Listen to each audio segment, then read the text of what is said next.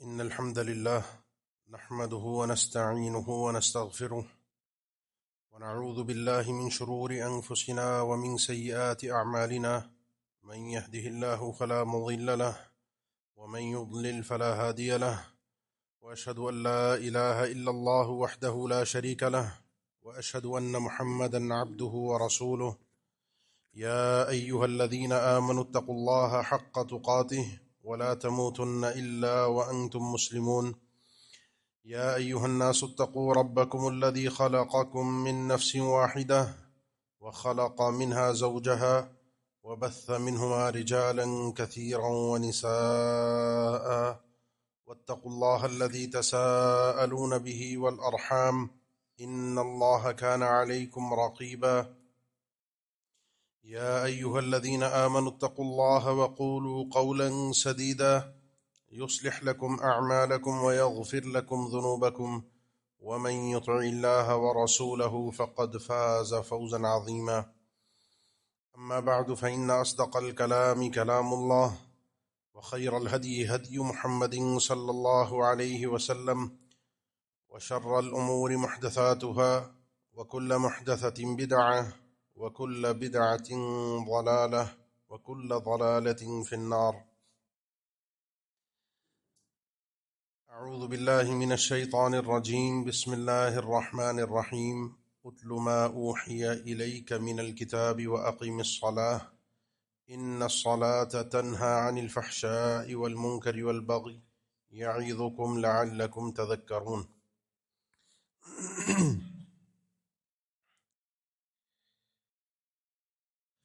دین اسلام میں داخل ہونے کے بعد کلمہ توحید شہادت کا اقرار کرنے کے بعد جس چیز سے ایک مسلمان اپنے اسلام کا اظہار کر سکتا ہے، پہچانا جا سکتا ہے کہ یہ مسلمان ہے یا نہیں ہے، وہ فرق ہمیں صرف اور صرف ایک ہی چیز نے عطا کیا ہے، اور وہ ہے بندے کا بار بار آتے جاتے مسجد نظر آنا، نماز جس کو کہا جاتا ہے ہماری عام زبان میں۔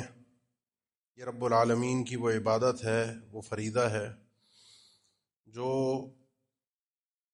انبیاء کی دعوت میں شامل تھا، انبیاء کی وصیتوں میں شامل تھا۔ وَكَانَ يَأْمُرُ أَهْلَهُ بِالصَّلَاةِ، سیدنا اسماعیل علیہ السلام، ان کے بارے میں اللہ تعالیٰ نے ذکر فرمایا کہ وہ خود بھی پابند نماز تھے اور اپنے گھر والوں کو اس چیز کا حکم کرتے تھے۔ سیدنا ابراہیم علیہ السلام نے اللہ تعالیٰ کے سامنے جب اپنی یہ عاجزی کے ساتھ حکم الہی بجا لائے،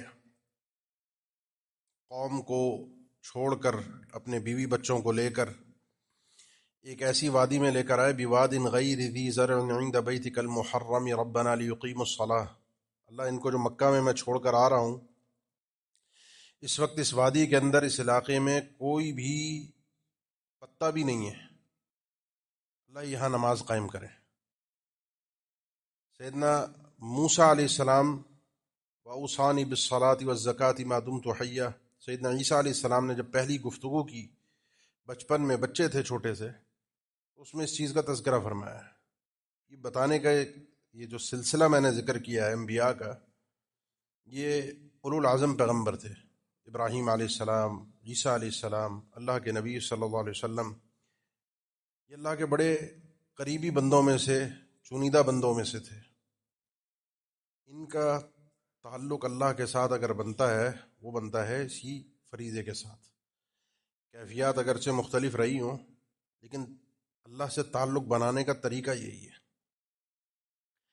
ہم پڑھتے ہیں قرآن مجید میں کہ اللہ نے ہمیں کیوں پیدا کیا ہے، یعنی میں اور آپ دنیا میں آئے ہیں ایک جیتے جاگتے انسان ہیں۔ ایک سوال کبھی انسان کے ذہن میں پیدا ہوتا ہے، اللہ کی کئی ایک مخلوقات ہیں جو اس کے حکم کے تابع ہیں، یا آسمان، زمین، سورج، چاند، یہ سسٹم قالتا اتینا طائعین، یہ مخلوقات اللہ کی فرما برداری کے مطابق جو اللہ نے سسٹم بنا کر دیا ہے، بلا چوں چرا اس کے مطابق چلتے ہیں۔ ان کا اپنا اختیار نہیں ہے، اختیار تو مجھے اور جنوں کو ملا ہے، آپ کو اور جنوں کو ملا ہے، اسی لیے ان کو مکلف کہا جاتا ہے، اپنی آزادی۔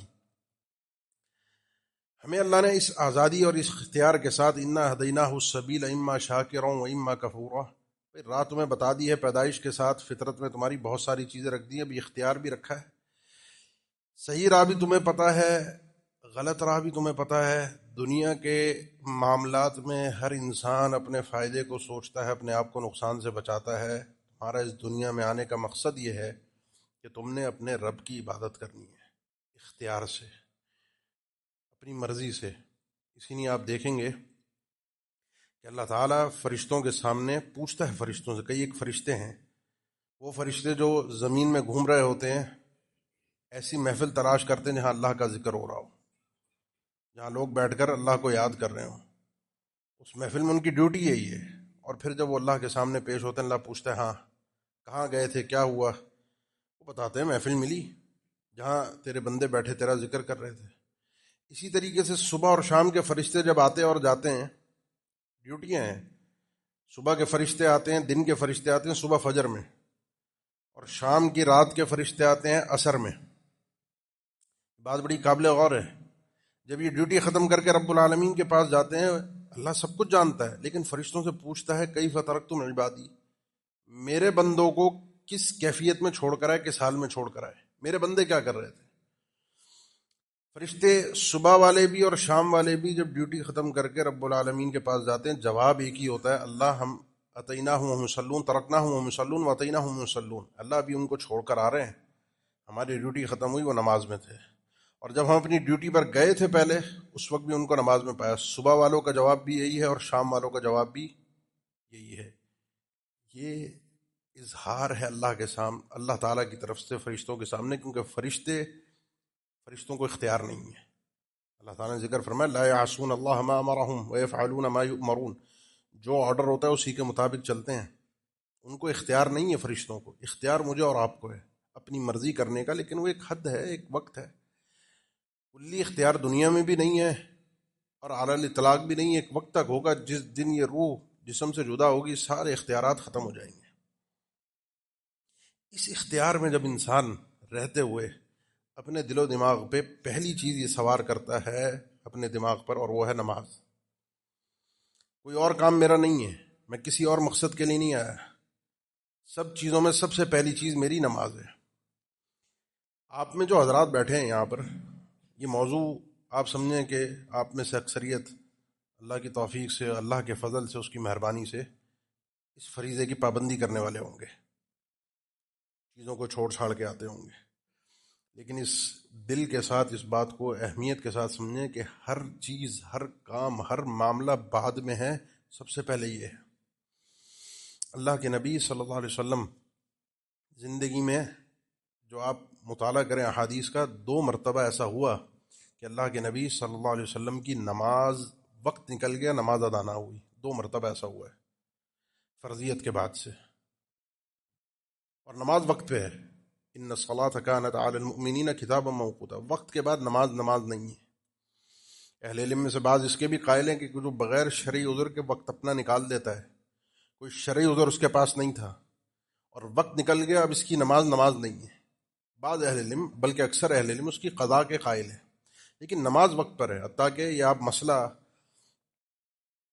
سمجھیں اس مسئلے کو کہ نماز انسان وضو کر سکتا ہے، نہیں کر سکتا، قبلہ رخ ہو سکتا ہے، نہیں ہو سکتا، کپڑے پاک نہیں کر سکتا، مجبوری ہے، ناپاک کپڑے تھے، کہیں قید میں بندھا ہوا تھا، جیل میں قید تھا، بستر پر پڑا ہے، کوئی اس کے کپڑے تبدیل کروانے والا نہیں ہے، ہر چیز چھوڑی جا سکتی ہے، ہر چیز چھوڑی جا سکتی ہے، نماز نہیں چھوڑی جا سکتی، وہ اپنے وقت پر ہوگی۔ یعنی وقت نکل گیا اور آپ اس انتظار میں رہے کہ وضو کر لوں، پاک ہو جاؤں، پھر نماز پڑھ لوں، یہ آپ کو اجازت نہیں ہے، نماز وقت پہ۔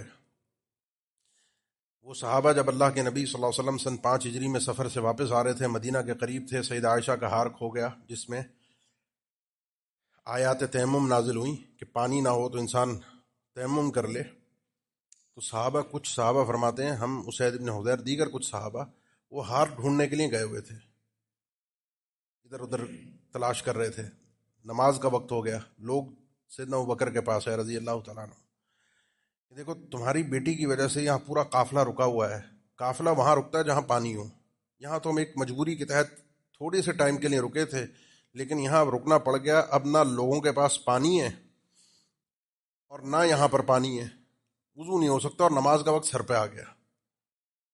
لوگوں نے آگے سیدنا ابوبکر سے بات کی.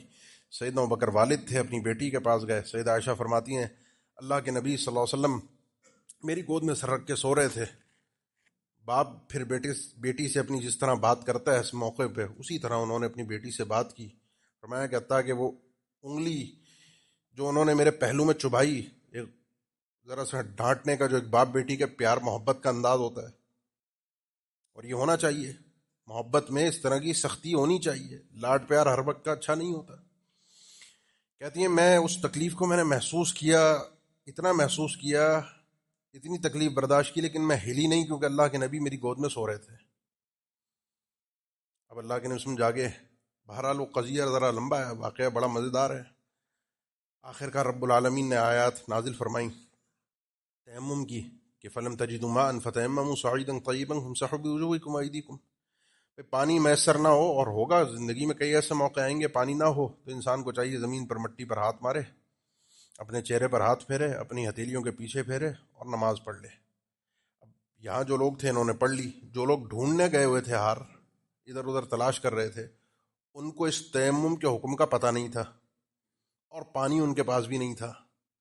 ان لوگوں نے بغیر پانی اور بغیر تیمم، چونکہ ان کو پتہ نہیں تھا کہ مٹی سے تیمم کرنا شرعی حکم ہے، اب اس کے بغیر ہی انہوں نے نماز پڑھی تھی کہ نماز وقت سے نکل نہیں سکتی، کچھ ہو یا نہ ہو. اسی لیے اہل علم نے مسئلہ ذکر کیا، امام بخاری نے بھی اور دیگر اہل علم نے بھی، کہ ایک انسان ایسا ہے کہ جس کو نہ پانی میسر ہے نہ مٹی میسر ہے، جیل میں قید ہے، کہیں اور ایسی جگہ پر ہے، ورنہ مٹی تو زمین پر پوری پھیلی ہوئی ہے.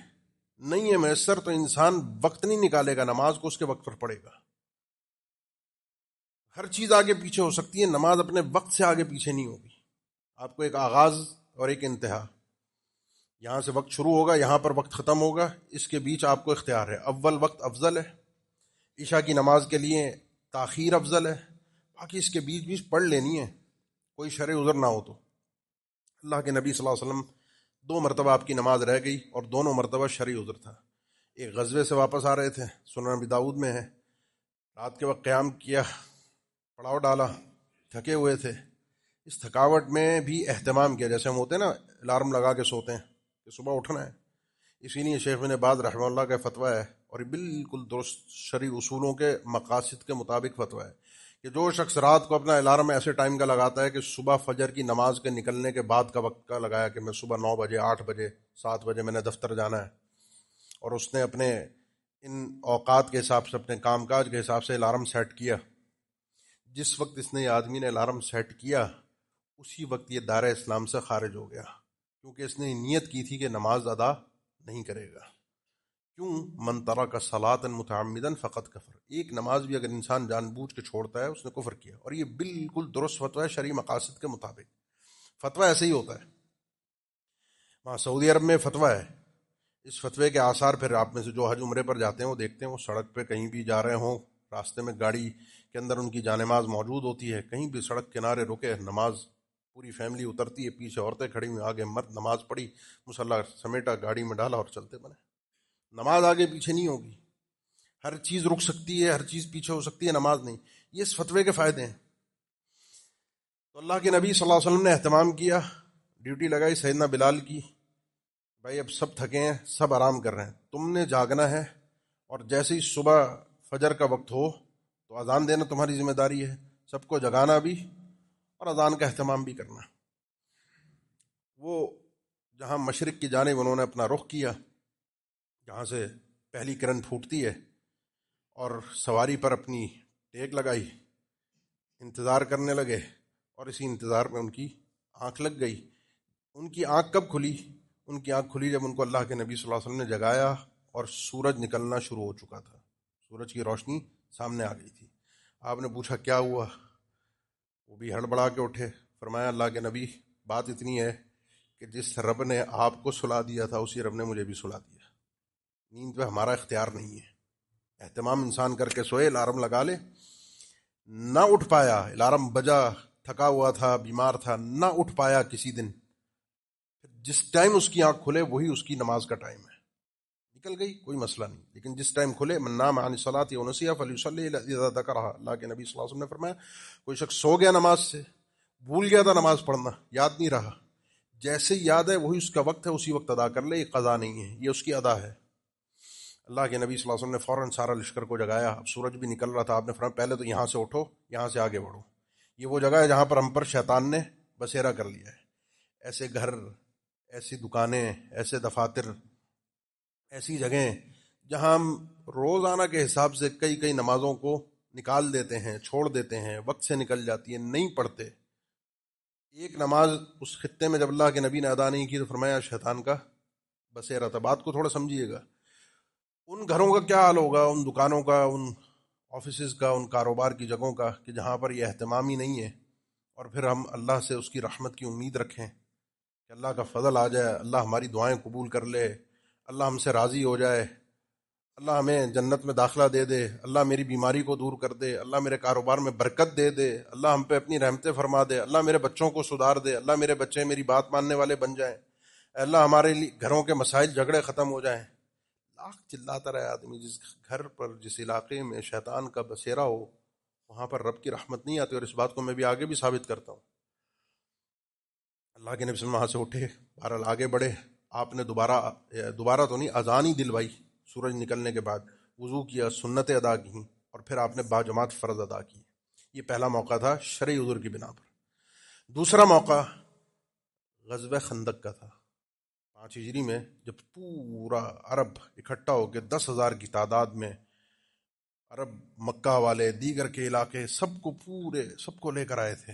مدینہ پہ اٹیک تھا، ختم کر کے جانا ہے مسلمانوں کو۔ اس کنڈیشن کا ذرا اندازہ کیجیے وہ کیفیت کیا ہوگی۔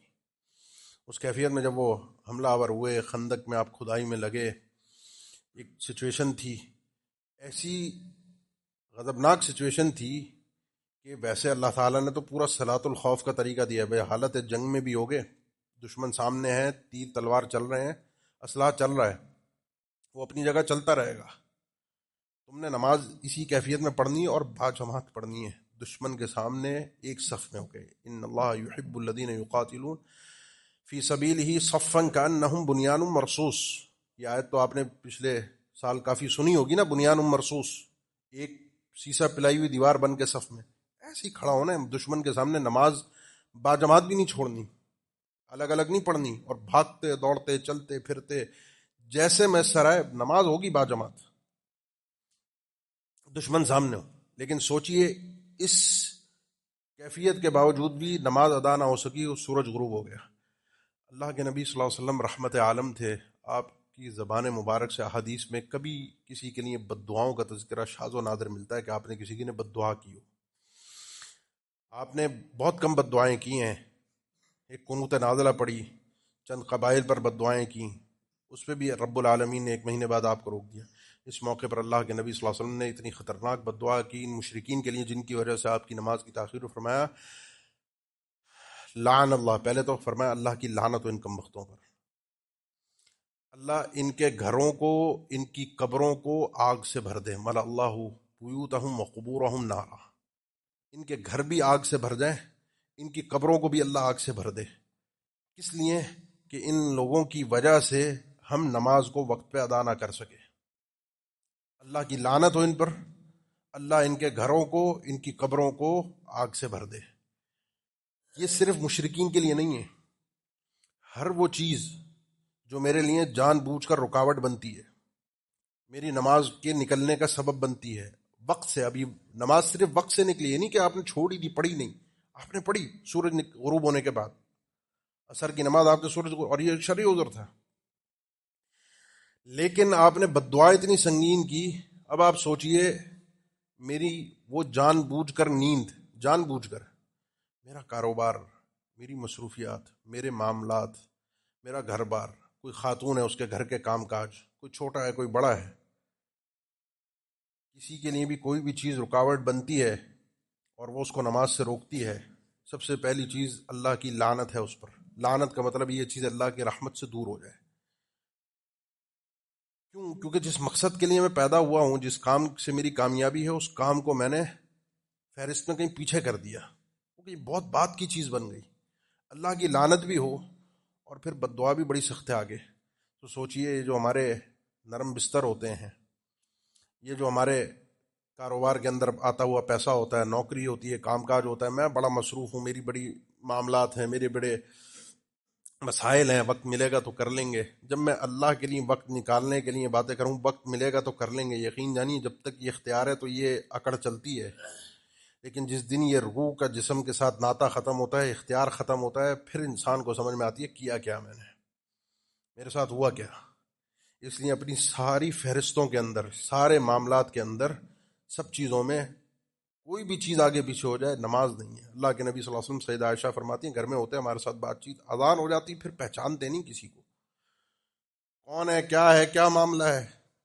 سب سے پہلی یہ چیز ہے، فرض نماز آگے پیچھے نہیں ہو سکتی. سنت بعض اوقات آپ کی رہ گئیں، وفد بن عبد القیس آیا، ظہر کے بعد کی آپ سنتیں نہیں پڑھ سکے، صحیح بخاری کی حدیث ہے. ام سلمہ رضی اللہ تعالیٰ عنہ فرماتی ہیں پھر آپ کا ایک خصوصی عمل چونکہ تاکیدی تھا، آپ نے ان سنتوں کی بھی قضا دی. صحیح مسلم کی حدیث ہے ایک رات آپ کی تہجد رہ گئی جو کہ کئی ایک اہل علم کے مطابق آپ صلی اللہ علیہ وسلم پر فرض تھی، اس کی بھی سورج نکلنے کے بعد اللہ کے نبی صلی اللہ علیہ وسلم نے قضا دی. وہ 11 پڑھتے تھے، معمول تھا. سورج نکلنے کے بعد آپ نے دن میں وطر نہیں ہے، یہ 9 11 کا عدد نہیں ہے، دن میں آپ صلی اللہ علیہ وسلم نے جفت کر کے 12 رکعت پڑھی. آپشن نہیں ہے. اس لیے یہ مت سوچئے کہ کر لیں گے، ہو جائے گا، معاملات چل جائیں گے. یہ بندے اور رب کا ایک اہم ترین تعلق ہے. یہ اگر ہے تو آگے سب کچھ ہے. یہ دنیا بھی آسان ہے، آخرت بھی آسان ہے.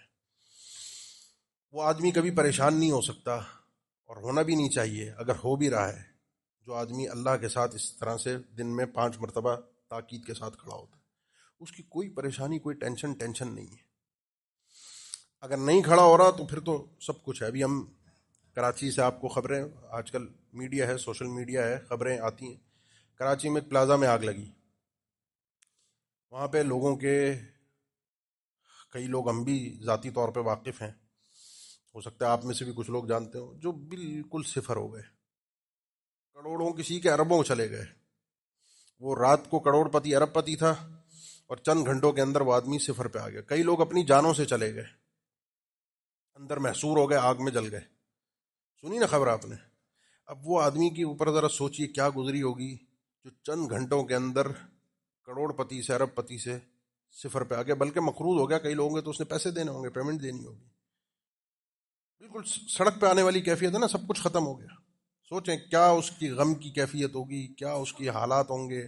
ہم اس کے ساتھ بڑی ہمدردی بھی کر رہے ہیں، ہم اس کے ساتھ، کسی کا کوئی دنیا سے چلا گیا تو اس کے ساتھ تعزیت بھی کر رہے ہیں.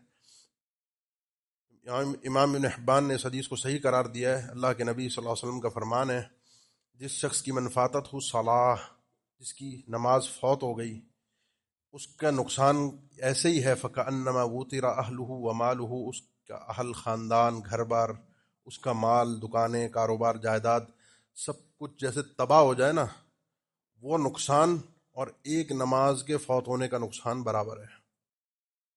غور کیجئے ذرا کیونکہ یہ مثال ہمارے سامنے زندہ ہے نا، اس زندہ مثال کو اپنے سامنے رکھیے. اللہ ان جو بھائیوں کا نقصان ہوا، جو اس تکلیف میں مبتلا ہے، اللہ ان کی اپنے خاص فضل سے مدد فرما دے. اللہ ان کو خاص نعم البدل اس کا عطا فرما دے، ان کو صبر کی بھی ہمت عطا فرما دے. ہم دعائی کر سکتے ہیں، یقین جانے جس پر بیتتی وہی سمجھ سکتا ہے. اور یہی کیفیت اس بندے کی ہونی چاہیے جس بندے کی نماز رہ جائے، وقت سے نکل گئی نا، اس کو اپنے غم کا اندازہ ایسے ہی کرنا چاہیے. ایک نماز اگر وقت سے نکل گئی، صحیح بخاری کی حدیث، اللہ کے نبی صلی اللہ علیہ وسلم نے فرمایا جس شخص کی نماز عصر فوت ہو گئی، فَكَأَنَّمَا حَبِطَ عَمَلُهُ، اس کے سمجھو گویا کہ سارے اعمال برباد ہو گئے. وقت سے باہر نکل گئی، تمام چیزیں ختم ہو گئی. اس کیفیت کو، اس غم کو پالیے. میرا اب تک کی میری گفتگو کا مقصد صرف اتنا تھا، اس غم کو، اس ہم کو، اس سوچ کو، اس فکر کو اپنے سر پہ بھائی سوار کیجئے. یہ اصل ہے، یہیں سے آغاز ہے. اور زندگی گزارتے ہیں. ان الانسان خلق ہلوعا اذا مسہ الشر جزوعا واذا مسہ الخیر منوعا الا المصلین. انسان کی طبیعت اور مزاج اور فطرت کو رب العالمین نے بیان فرمایا. اس کی طبیعت میں تیزی، جلد بازی ہے، ٹھہراؤ نہیں ہے. تکلیف میں، پریشانی میں، کوئی آفات میں مبتلا ہوتا ہے، چیخنا، چلانا، پریشان ہونا، ادھر ادھر اپنے دکھڑے رکھنا. کوئی اللہ کی طرف سے خیر فضل اس کا مل جائے تو ہاتھوں کو روک لیتا ہے، پھر کسی کو پتہ نہ چلے. فرمایا یہ تو انسان کی فطرت ہے. اس گھٹیا فطرت سے انسان اپنا علاج کر کے اپنے آپ کو سدھار کے باہر لاتا ہے. وہ آدمی الا المصلین، مسلین نماز پڑھنے والے ایسے نہیں ہوتے. وہ اللہ کو اچھائی میں بھی یاد رکھتے ہیں، وہ اپنے غموں میں بھی رب کو یاد رکھتے ہیں.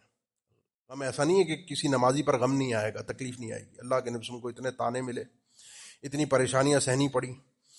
وہ تانے ہیں کہ جو کسی اور کو ملے تو پتہ نہیں اس کا سینہ پھٹ جائے، کیونکہ اللہ تعالیٰ نے خود آپ کو تسلی دی ہے. وَلَقَدْ نَعْلَمُ أَنَّكَ يَضِيقُ صَدْرُكَ بِمَا يَقُولُونَ. اللہ کے نبی ہمیں سب کچھ پتہ ہے، آپ کا سینہ بہت تکلیف میں آ جاتا ہے، آپ کا سینے میں بڑی تنگی آپ محسوس کرتے ہیں ان مخالفین کے تانوں کی وجہ سے. آپ ان کو ہدایت کی طرف، آپ ان کو جنت کی طرف بلا رہے ہیں، سامنے سے وہ جو پروپیگنڈا کر رہے ہیں جو قرآن مجید میں مذکور بھی ہے، آپ کو تکلیف ہوتی ہے. آپ ان کی تکلیفوں پر، اس غم پر کان نہ دھریے. آپ میں سے بہت سے ہوں گے، کسی کو گھر سے کوئی مسائل، بیوی سے، بیوی کو شوہر سے، اولاد سے، ماں باپ سے، بہن بھائیوں سے جھیلنا پڑتا ہے نا. کسی کو مالک سے، کسی کو ملازم سے جھیلنا پڑتا ہے نا. فسبح بحمد ربک وکن من الساجدین. چھوڑ دیں، اللہ کی تسبیح بیان کریں، اللہ کی حمد کریں. سبحان اللہ وبحمدہ، سبحان اللہ والحمدللہ. یہ آپ کام کریں اور وکن من الساجدین، نماز پڑھنے والوں میں سے ہوں. آپ کو کوئی غم، کوئی تکلیف، کوئی پریشانی جھیلنا آسان ہو جائے گا. ایسا نہیں کہ آئے گی نہیں، جھیلنا آسان ہو جائے گا. تکلیفیں، پریشانیوں کو فیس کرنا انسان کو آسان ہو جائے گا. اسی لیے اللہ کے نبی صلی اللہ علیہ وسلم کے متعلق یہ امر مستقر ہے کہ جب بھی کبھی پریشانی میں مبتلا ہوتے، اذا حزبہ امر، جب بھی کوئی پریشانی، کوئی غم آتا، پہلی چیز یہ ہوتی ہے اللہ کے نبی نماز پڑھتے، نوافل کا اہتمام کرتے، فرض کا اہتمام کرتے. جو بھی نماز کی کیفیت ہوتی اس میں فوراً آ جاتے. اللہ سے بندے کا تعلق، ارحنا بہا یا بلال، بلال ذرا اذان کا وقت ہو جائے تو اذان دو. اس اذان سے اور اس نماز پڑھ کے میری آنکھوں کو ٹھنڈک ملتی ہے. یہ تو ہو گئے جو ہم مسائل جھیل رہے ہیں نا. کچھ مسائل ایسے ہیں جن کا مقابلہ نہیں کر سکتے. حکومت کے جبر کے مسائل ہوتے ہیں، ٹیکس کے مسائل ہوتے ہیں، کوئی بدماش میری زمین پر قابض آ گیا، کسی نے مجھ پر کوئی حملہ کر دیا، کسی نے کوئی جھوٹا کیس بنوا دیا. 20 لوگوں کے مسائل ہوتے ہیں جس کو ہم فیس نہیں کر سکتے، لڑ نہیں سکتے، اس کا مقابلہ نہیں کر سکتے. وہ طاقتور ہے، ہم کمزور ہیں. ہمیں لوگ بہت سے حل بتاتے ہیں، مظلوم کے پاس یہ بھی ہے، مظلوم کے پاس سب کچھ ہے. جو بھی قرآن و حدیث میں، ہم کسی بھی حل کا انکار نہیں کرتے، لیکن یقین جانیے ان سارے مسائل کے حلوں کے اندر کہیں بھی آغاز یہاں سے نہیں ہوتا کہ اس موقع پر آ کر اللہ سے اپنا تعلق مضبوط کرو نماز کے ذریعے سے. وَأَوْحَيْنَا إِلَىٰ مُوسَىٰ وَأَخِيهِ أَن تَبَوَّأَ لِقَوْمِكُمَا بِمِصْرَ بُيُوتًا وَاجْعَلُوا بُيُوتَكُمْ قِبْلَةً وَأَقِيمُوا الصَّلَاةَ. ہم نے وحی کی، اللہ تعالیٰ فرمانا ہے موسیٰ علیہ السلام اور ان کے بھائی ہارون علیہ السلام کی طرف. اب یہ وہ وقت تھا کہ جس وقت فرعون پہ حجت تمام ہو چکی تھی. یہ قرآن کا 11واں پارہ ہے. اس کے بعد فرعون کے اوپر اللہ کے عذاب کا تذکرہ ہے، اس کو اللہ نے غرق کیا. حجت اس کے اوپر تمام ہو چکی تھی، معاملات سارے ہو چکے تھے. اب وہ اپنی سرکشی میں اپنی آخری حدوں کو چھو رہا تھا کہ ان کو ختم کرنا ہے، ان کو مارنا ہے، دشمن. اب اللہ نے فرمایا موسیٰ علیہ السلام اور ہارون علیہ السلام، جو تم پر ایمان لانے والے لوگ ہیں، ان کو اپنے گھروں میں رہیں، اپنے گھروں میں نماز کا اہتمام لازمی کرو. واقیم الصلاۃ. تم نے کچھ نہیں کرنا، اللہ نپٹے گا. اللہ اس تمہارے طاغیہ دشمن کو، جس نے تمہیں مجبور اور مقہور اور تمہارے اوپر غلامی کی زنجیریں مسلط کر کے رکھی تھیں، تم اس کا مقابلہ نہیں کر سکتے، لڑ نہیں سکتے، اللہ تمہیں آزاد کروائے گا. تم یہ کام کرو کہ تم اللہ کے سامنے نماز میں کھڑے ہو جاؤ. کہاں سے مدد آئے گی؟ یہ میں نے اور آپ نے نہیں سوچنا، یہ میرا اور آپ کا کام ہی نہیں ہے. میں کیسے اس مشکل سے باہر نکلوں گا؟ یہ تو کام رب العالمین کا ہے. میرا آپ کا کام کیا ہے؟ اپنے رب سے تعلق کو اس نماز کے ذریعے مضبوط کر کے اللہ کے سامنے اپنی فریاد رکھ دینا. طوفان، یہ تو وہ ہے نا جو مسئلے مسائل، طوفان آ گیا، کوئی ویسے کوئی سیلاب آ گیا، کوئی بارش ہو گئی، کوئی تیز موسم کے مسائل آ گئے، کوئی بھی مسئلہ آ گیا، اللہ کے نبی صلی اللہ علیہ وسلم نے صلاۃ الکسوف اور خسوف کا اہتمام فرمایا، اور فرمایا کہ جب کبھی تم ایسے دیکھو سورج گرہن ہوتا ہے، چاند گرہن ہوتا ہے، تو یہ کوئی شوقیہ دیکھنے والی چیز نہیں ہے. فَإِذَا رَأَيْتُمْ ذَلِكَ فَافْزَعُوا إِلَى الصَّلَاةِ. جب تم یہ اللہ کی نشانیاں دیکھو تو گھبرا کر بھاگا کرو نماز کی طرف، گھبرا کر آیا کرو. یہ جو شریعت کی ہمیں تعلیم ہے، دنیا کے مسائل کا حل بتانے کا مقصد صرف اتنا، دنیا کے مسائل کا حل اس میں ہے. آپ کی پریشانی، دماغی دشمن کا مقابلہ، کوئی بھی چیز، کیوں؟ سوال یہ ہے کہ کیوں. جواب سیدھا سا ہے کہ اللہ مالک الملک ہے، اللہ ارحم الراحمین ہے. اب یہاں جتنے چھوٹے بچے بیٹھے ہیں، 14-15 سال کے یہ اور چھوٹے، ان سے پوچھیں گھر پہ کوئی ان کے مسئلہ ہے، کیا مسئلہ ہے، گھر پہ کھانے کو ہے نہیں، گیس بجلی پانی ہے نہیں، کل کے مسائل ہیں یا نہیں، اس بچے کو کچھ نہیں پتا ہوگا۔ کیوں نہیں پتا ہوگا؟ کیونکہ اس کو پتا ہے میرے سر پہ ابا والد موجود ہیں، والدہ ہے، وہ دیکھ لیں گے۔ تو جب یہ والد والدہ ہے یہ مسئلے دیکھ لیں گے، والد والدہ میرے بھی ہیں، آپ کے بھی ہیں، سب کے ہوتے ہیں نا، لیکن ان سب کی میں بھی، میرے بھی بچے ہیں، آپ کے بھی ہیں، ہم اپنے بچوں کے لیے بھی دیکھتے ہیں، لیکن میری آپ کی سب کی کیپیسٹی بڑی محدود ہے، اوقات بڑی محدود ہے، کر نہیں سکتے ہم زیادہ۔ نہ میں اپنے بچوں سے اتنی محبت کرتا ہوں، نہ میرے ماں باپ مجھ سے میرا اتنا خیال کر سکتے ہیں جتنا وہ مالک الملک کرتا ہے، اپنے بندوں سے محبت، ان کے اوپر رحمت، ان کے مسئلوں کو حل کرنا، ان کے لیے تدبیریں کرنا، ان کے مسائل کو حل کرنا۔ بس مسئلہ یہ ہے کہ بچہ روتا ہوا باپ کے پاس ماں کے پاس جاتا ہے اور بے فکر ہوتا ہوا جاتا ہے کہ مسئلہ حل ہو جائے گا۔ بندہ اپنے رب کے پاس روتا ہوا آتا نہیں ہے، اپنے رب سے وہ تعلق بناتا ہی نہیں، اپنے رب کو اہمیت دیتا نہیں ہے جو رب کا حقیقی مقام ہے دینے کا۔ لوگوں نے پہچانے، اللہ نے 3 دفعہ قرآن مجید میں اپنے اس شکوے کو ذکر کیا ہے، وما قدر اللہ حق قدری، انسانیت نے جس طرح اللہ کی قدر کرنی چاہیے تھی، اللہ کا احترام اور عزت کرنی چاہیے تھی، اس طرح کی نہیں، اور وہ اس نماز کے ذریعے سے۔ روح کے نکلتے کے ساتھ ہی قبر کے اندر، صحیح ابن حبان کی حدیث ہے غالباً، اللہ کے نبی صلی اللہ علیہ وسلم نے فرمایا جب انسان قبر میں پہنچتا ہے وہ سارے معاملات سوال و جواب کے، اس کے بعد آپ کے اور میرے جسم پر بھی بہت ساری چیزیں عملہ آور ہوتی ہیں، حسی اور مانوی دونوں اعتبار سے۔ قبر کا عذاب بھی ہے، نعمتیں بھی ہیں، جانور بھی ہیں، دیگر چیزیں بھی ہیں، حشرات الارض ہیں جو جسم کو کھاتے ہیں۔ اللہ کے نبی صلی اللہ علیہ وسلم، جب بندہ قبر میں لیٹتا ہے اس کے سر کے اوپر تلاوت القرآن آ جاتی ہے، اس کے پہلو کے اندر دائیں اور بائیں جانب اس کے صدقات آ جاتے ہیں اور دعائیں آ جاتی ہیں، اور اس کے پیروں کی جانب سے اس کا وہ عمل مشیہ الی المساجد، جو اس کے قدم مسجد کی طرف چل کر جاتے تھے، وہ قدموں والی نیکی پیروں کے اندر کھڑی ہوتی ہے، کوئی بھی چیز کے اب قریب نہیں آنے دیتی۔ یہ اللہ کی طرف سے ایک حصار ہے۔ اسی نے اللہ کے نبی صلی اللہ علیہ وسلم نے فرمایا رباط، 3 مرتبہ فرمایا رباط۔ رباط کہتے ہیں اس مورچے کو جس میں انسان دشمن سے محفوظ ہو جاتا ہے۔ آپ صلی اللہ علیہ وسلم نے فرمایا اسباغ الوضوء علی المکارہ، انسان کا تکلیف کے وقت، تکلیف کی کیفیت میں، آج کل سردیاں ہیں نا، وضو کو پورا اچھے طریقے سے مکمل کرنا، نماز کے لیے مسجد کی طرف چل کر جانا، کثرت الخطار، ایسے نہیں زیادہ قدم مسجد کی طرف اٹھ کر جائیں، اور انتظار الصلاۃ بعد الصلاۃ، ایک نماز کے بعد دوسری نماز کا انتظار کرنا، یہ رباط ہے۔ یہ انسان ایسے مورچے میں آ جاتا ہے کہ انسان شیطان سے بھی بچتا ہے، انسان اپنے آپ کو کل اللہ کے عذاب سے بھی محفوظ رکھتا ہے، اللہ کی پناہ میں بھی آ جاتا ہے۔ قیامت کے دن پہلا سوال ہی اسی کا ہے۔ اور جو شخص یہ نماز پوری پوری لے کر آئے گا، فمن حافظ علیہا کانت لہ نورا و برہانا یوم القیامہ، جو لے کر آ گیا اس کے لیے نور ہوگا، پل صراط پہ روشنی نہیں ہوگی، آپ کا یہ نور آپ کے ساتھ جائے گا، یہاں سے آپ کا اللہ کے سامنے برہان، حجت، قطعی حجت اللہ کے سامنے انسان پیش کر سکتا ہے، اللہ یہ میں ہوں جس کو بخشش کا پروانہ ملنا ہے۔ لیکن جو شخص یہاں ڈگمگا گیا، اس کی نماز کا پہلا حساب ہی صحیح سے پورا نہ ہو سکا، اس کے بعد وہ جتنے دھکے کھائے، جتنے آگے پھٹکے کھائے، پھر وہ سوچے نہیں، پوچھے نہیں کہ کیا کیا قصور اس کا آدمی کا اپنا تھا۔ مختصر بات اتنی ہے، خود بھی اہتمام کریں، وَأْمُرْ أَهْلَكَ بِالصَّلَاةِ وَاصْطَبِرْ عَلَيْهَا لَا نَسْأَلُكَ رِزْقًا، خود بھی اہتمام کرو، اپنے گھر والے، اپنے بچوں کو حکم دو۔ یہ اللہ تعالیٰ نے قرآن مجید میں ذکر فرمایا۔ اللہ کے نبی صلی اللہ علیہ وسلم کا فرمان ہے مُرُوا أَوْلَادَكُمْ بِالصَّلَاةِ وَهُمْ أَبْنَاءُ 7 سنین، بالغ ہونے سے پہلے شریعت کی کوئی عبادت فرض نہیں ہوتی، نماز بھی فرض نہیں ہے، لیکن بچہ 7 سال کا ہو تو ماں باپ کو حکم ہے کہ تم نے بچے کو نماز کا حکم دینا ہے، اور 10 سال کا ہو جائے تو اس حکم سے بات آگے بڑھ جاتی ہے، سختی پر چلی جاتی ہے۔ جو ماں باپ اپنے بچے کو یہ حکم نہیں دیتے وہ آدمی شریعت کی نظر میں گناہ گار ہے، اللہ کے نبی صلی اللہ علیہ وسلم کے اس حکم کی وجہ سے۔ اور بچوں کو حکم صرف زبان سے نہیں دیا جاتا، خود میں پڑھ نہیں رہا بچے کو کہتا رہوں، بچہ کبھی نہیں پڑھے گا جب تک میں خود نہیں اٹھوں گا۔ بچی ہے، ماں نہیں اٹھ کے نماز پڑھے گی، بچی بھی نہیں پڑھے گی۔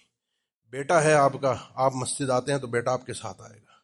اور بعض دفعہ تو ایسا ہو جاتا ہے کہ بچے کو ایسا مزہ آ جاتا ہے مسجد کے اندر کہ بعض اوقات باپ والد نہ آ رہا ہو تو بچہ اٹھا کے لے کر آتا ہے۔ اللہ سے ایسی سعادت مند اولاد کی دعا بھی کیجیے، اللہ سے مانگیے بھی، اللہ سے اس کے فضل کا سوال بھی کیجیے، پھر رب تعالیٰ گھر میں بڑی رحمتیں، برکتیں اور سکون، یہاں کے گھر میں بھی، درمیان کا قبر والا گھر بھی، اور آخرت کے گھر کی بھی آسانی فرما دے گا۔ اقول قولی ھذا واستغفر اللہ لی ولکم وآخر دعوانا الحمدللہ رب العالمین۔ الحمدللہ علی احسانہ والشکر لہ علی توفیقہ وامتنانہ واشہد ان لا الہ الا اللہ وحدہ لا شریک لہ تعظیما لشأنہ واشہد ان محمدا عبدہ ورسولہ الداعی الی رضوانہ صلی اللہ علیہ وعلی آلہ واصحابہ واخوانہ وسلم تسلیما کثیرا۔ اما بعد، دو باتیں آخر میں ذکر کرنی ہے۔ پہلی چیز یہ ہے کہ ابن القیم رحمہ اللہ نے ذکر کیا ہے، امام ابن تیمیہ نے ذکر کیا ہے، دیگر بھی احادیث سے یہ چیز چونکہ ثابت ہے کہ ایک آدمی جس کو آپ دیکھتے ہیں وہ شرابی ہے، سود خور ہے، بدکار ہے، عورت یا مرد، اس کی ہمارے معاشرے میں عزت کیا ہوتی ہے؟ ہماری نگاہوں میں کیا حیثیت ہوتی ہے؟ اس آدمی سے زیادہ بدترین گناہگار وہ آدمی ہے اس سود خور سے، شرابی سے، زانی سے، چور سے، وہ آدمی ہے جو نماز نہیں پڑھتا۔ اس سے بڑا گناہگار ہے۔ کیوں؟ کیونکہ کسی بھی عمل کو کفر نہیں قرار دیا گیا سوائے اس نماز کے۔ یہ بات اچھی طرح اپنے گھٹی سے باندھ لیں۔ کوئی بھی چیز آگے پیچھے، اس کا معنی نہیں ہے کہ سارے گناہ کر لیں، نماز یہ ہے تو سارے گناہ کر لیں۔ اس کا معنی یہ ہے کہ یہ نماز نہ پڑھنے والا ان سے بھی بدترین گناہگار ہے، یہ بھی گناہگار ہے اور یہ بھی، لیکن یہ ہماری نظروں میں جو نماز نہیں پڑھتا کوئی مسئلہ نہیں، لیکن جو دیگر گناہگار ہوتے ہیں ہم ان کو بڑا کبھی تصور کرتے ہیں۔ تو اپنے پیمانوں کو ہم درست کر لیں گے، ہمارے لیے بھی آسانی ہو جائے گی۔ جو پیمانے شریعت نے دی ہیں گناہ کے اور نیکیوں کے، وہ شریعت کے حساب سے چلتے ہیں، میرے اور آپ کی خواہش اور جذبات کے حساب سے نہیں۔ نماز نہیں پڑھی نہیں پڑھی۔ دوسری چیز، اللہ تعالیٰ سے دعا، ہمت کے ساتھ ساتھ، توفیق کے ساتھ ساتھ، کوشش کے ساتھ ساتھ اللہ تعالیٰ سے دعا، اور اپنے لیے بھی، اپنی اولاد کے لیے بھی، اپنی نسلوں کے لیے بھی۔ وہ دعا رب العالمین نے خود قرآن مجید میں ذکر فرمائی ہے سیدنا ابراہیم علیہ السلام کے حوالے سے، جو ہم بڑی مشہور دعا ہے، رب اجعلنی مقیم الصلاۃ ومن ذریتی ربنا وتقبل دعا۔ اللہ مجھے بھی نماز کا قائم کرنے والا بنا، پابند بنا پورے طریقے سے، اہتمام سے، اور میری اولاد کو بھی۔ ان دعاؤں کا اہتمام رکھیے۔ نماز ایمان ہے، وما کان اللہ لیضیع ایمانکم۔ اللہ نے نماز کے اقامت کا حکم دیا ہے۔ اللہ کے نبی صلی اللہ علیہ وسلم نے فرمایا پھر صلو کما رأیتمونی اصلی۔ نماز معراج پر ملی، زمین پر آئے، پھر جبرائیل امین 2 دن اللہ کے نبی صلی اللہ علیہ وسلم کے ساتھ رہے، آپ کو اوقات پورے کے پورے سکھائے۔ ایک دن اول وقت میں نماز پڑھائی، ایک دن آخر وقت میں، اور فرمایا اس کے بیچ بیچ ہے، اور نماز پڑھا کر دکھائی۔ پھر آپ نے امت کو پڑھا کر دکھائی۔ تو جو اللہ کے نبی صلی اللہ علیہ وسلم کا طریقہ ہے نماز پڑھنے کا، وہ طریقہ اللہ تعالیٰ کی طرف سے ہی آیا ہے۔ اسی طریقے پر بارگاہ الہی میں عبادتیں قبول ہوتی ہیں۔ اس کو جاننا کہ اللہ کے نبی کا طریقہ کیا ہے، آپ پر اور مجھ پر فرض ہے۔ اس فرض کو ادا کرنے کی بھی فکر کیجئے کہ اللہ کے نبی پیارے حبیب صلی اللہ علیہ وسلم کی نماز کا طریقہ کار کیا تھا۔ چل چلا میں جس طرح چل رہا ہے، جس طرح ہو رہا ہے، جس طرح، یہ بھی بارگاہ الہی میں قابل قبول نہیں ہوگا، کیونکہ ہر اچھے اور برے کو میں دنیا کے پوری باریکی سے پرکھتا ہوں۔ دین کے معاملے میں آ کر میں چپ ہو جاتا ہوں کہ نہیں جی ضرورت نہیں ہے۔ کیوں نہیں ہے؟ کیونکہ اللہ نے آپ کو عقل دی ہے، اللہ نے آپ کو سمجھ دی ہے۔ سمجھیے کہ کیا صحیح ہے اور کیا غلط ہے۔ دعا، اسی دعا پر میں اپنے خطبے کا اختتام کرتا ہوں۔ رب اجعلنی مقیم الصلاۃ ومن ذریتی ربنا وتقبل دعا ربنا اغفر لی ولوالدی وللمؤمنین یوم یقوم الحساب۔ ان الحمد لله نحمده ونستعینه ونستغفره ونعوذ بالله من شرور انفسنا ومن سیئات اعمالنا، من يهده الله فلا مضل له ومن يضلل فلا هادي له، واشهد ان لا اله الا الله وحده لا شريك له، واشهد ان محمدا عبده ورسوله۔ اللهم صل على محمد وعلى ال محمد كما صليت على ابراهيم وعلى ال ابراهيم انك حميد مجيد۔ اللهم بارك على محمد وعلى ال محمد كما باركت على ابراهيم وعلى ال ابراهيم انك حميد مجيد۔ عباد الله، ان الله يأمر بالعدل والإحسان وإيتاء ذي القربى وينهى عن الفحشاء والمنكر والبغي يعظكم لعلكم تذكرون، فاذكروا الله الجليل يذكركم واشكروه على آلائه ونعمه يزدكم ولذكر الله أكبر والله يعلم ما تصنعون۔